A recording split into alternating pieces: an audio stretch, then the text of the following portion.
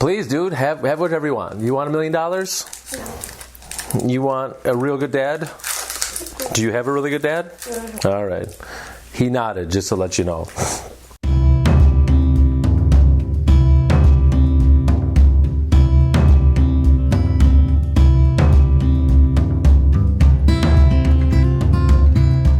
There was a point in my career as a fitness professional that I was ready to walk away. I started getting tired of the fitness industry, just felt like an industry of sweating, burning calories, and just getting tired. I really didn't see a lot of people improving, including the people that I was training. Shocking, I know. But myself, I was getting bored. I was starting to get frustrated because a lot of the training modalities that I was using, the barbells and the dumbbells, seemed to kind of make my body get more achy, and I didn't feel as strong. I felt more broken down. I didn't like that. And so there was this culture I discovered called MoveNat, M-O-V-N-A-T. Movement, Natural Movement Nation, I don't know exactly, but I started following them. And I was really intrigued because a lot of it was just this natural movement, right? These movement patterns and being able to explore, discover. And this had a big influence on me because I was starting to think, hey, maybe I should try this out. And normally, Cory would not do that because I have such pride. It's hard for me to put my pride aside. I'm so narrow-minded that it's like, I'm going to stick with the barbells until I die. But something was in me that I needed to shift. I needed to make this pivot. And thank goodness I did, because to some degree, doing this whole virtual gym thing, we have a little more integration in our exercises. We're not just selling out and doing countless amount of burpees and all these insane amount of squats. We've actually got different ways that we're moving people in ways that they haven't really known before. So with this whole MoveNat thing, I used to think that I was pretty mobile, right? I used to feel like my body was in pretty good shape, even though the barbells were having its toll on me. But I started realizing that I had a lot of weaknesses. And moving in these different movement patterns really exposed these weaknesses. And so I got drawn back in. I was like, wow. And so this is what it's going to lead to, is this is going to lead to our second segment of stretching, right? Because there's a stretch that I feel, it's not even a stretch, it's a movement, but it encapsulates all parts of your body. It mobilizes where it needs to mobilize. It stabilizes where it needs to stabilize. And the way that I like this too is it's very practical. It can be a good tool to use to get up off of the ground, right? So how many times do we get off the ground and we look like we got shot or something, like we're seizing up, we're cramping up because we can't get off the ground fluidly, effortlessly, seamlessly.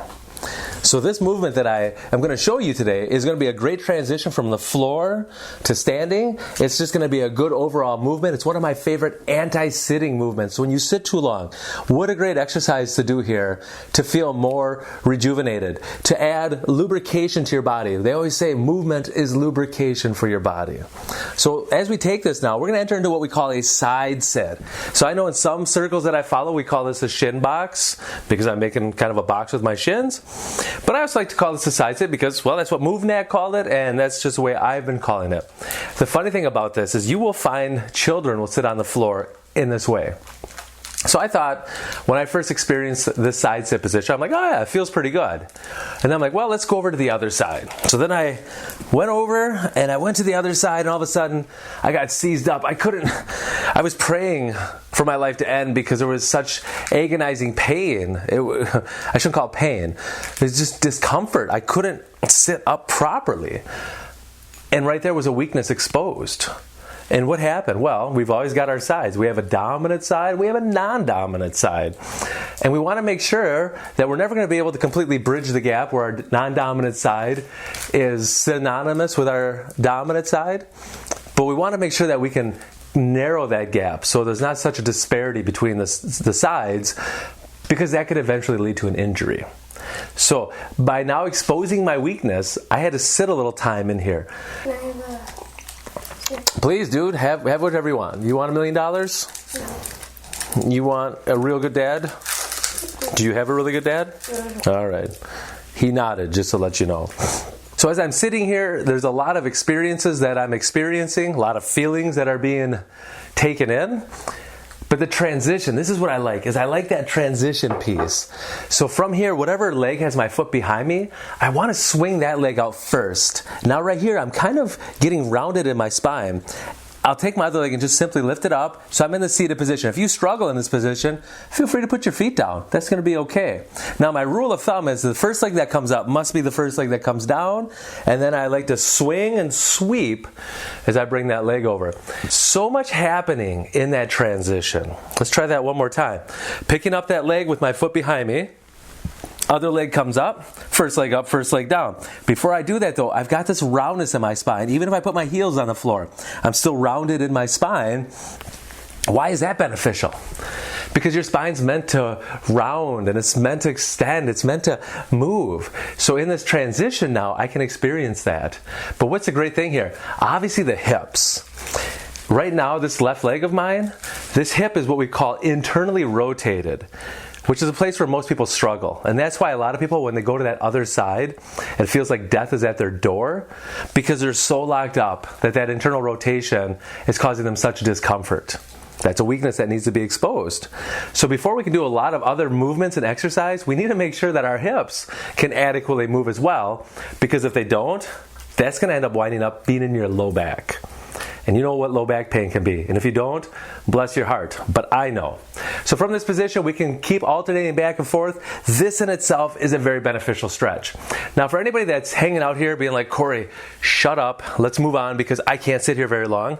The next level up, literally, metaphorically, figuratively, whatever you want to call it, is actually going to be a little bit more of a release and a relief for people that struggle in this position. So I go from my side sit position and I'll simply rise up into my, what I call tall split kneeling position. So what I like about this, I have a triangle here in my legs. My back foot is going to be pressed into the ground. So I'm creating that tension as I talked about. Now from here, I've got a good stretch going on with my hips. I don't want to be sitting back as much. I want to drive my hips forward. Now for a little extra twist, literally, figuratively, keeping my belly button pointing forward, I'm going to act like the lovely Mrs. Kripe just called my name, and I'm going to go, what is that, dear? And back. That little turn there, so subtle, but has so much implications on this cross-patterning action of mine. So as I turn, I don't want to be bending forward. I want to pretend that my spine is a pole in the ground, and I'm going to merely pivot as I look. Bring myself back through, have a sit down. So under control, can you sit without flopping? Let's transition over to the other side now. Experience the benefits here. Establish yourself. Rise up. If you need your hands to do so, please, that's fine. Get nice and tall. So I want to push those hips so they're underneath my shoulders as I now look. What an amazing stretch I feel across this body. What a great anti-sitting movement, just like that. Now you might be asking yourself, Cory, where's your coffee? Good question, right here. Just take a moment here, I'm a little coffee break. Okay, and your next question. I thought you said this was a great exercise to transition up off the ground. Well, here we go.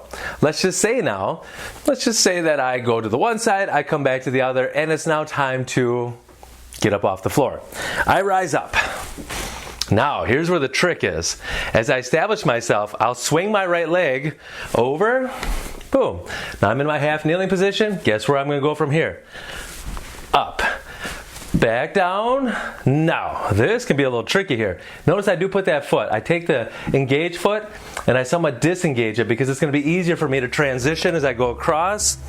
Sit back down, transition to the other side. So not only is this a great movement for stretching and mobility, but what a great strength builder as I go now into my lunging.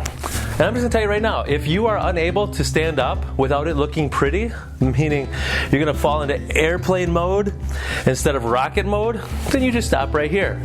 Press into the ground, transition back around. There you go. Thank goodness for me personally, and for the people that I serve as their trainer and coach, that I was able to open up my mind a little bit and allow some more information to come into my life so I can have more of a rounded experience to give them. So from me to you, natural movement and everything, hey, happy body weight training, right? You're welcome.